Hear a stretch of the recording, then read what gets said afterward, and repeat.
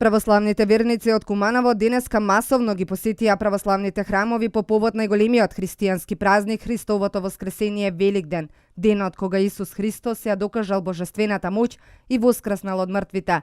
Верниците оставија вапсани јајца во црквите, се помолија за здравје, мир, благосостојба, а меѓу себе се поздравуваа со Христос воскресе, навистина воскресе. Верниците од Куманово присуствуваа и на вечерната богослужба во соборниот храм Свети Никола во Куманово, која служеше митрополитот на Кумановско-Соговската епархија, господин Јосиф. Овој ден е оставено да се служи вечерна богослужба. Таа е завршена.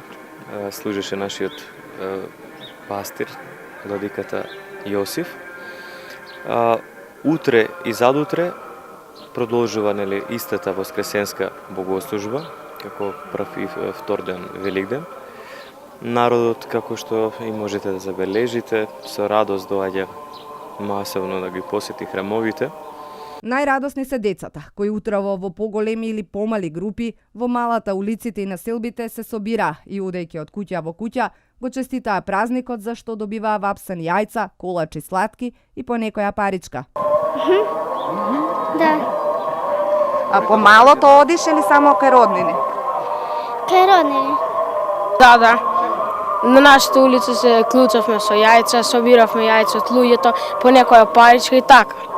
Весел е овој празник, се радуваш ли ти? Да, многу. Верниците упатија пораки, Великден да се помине со најблиските, со љубов, разбирање и во мир. Само мир и слога, ништо друго.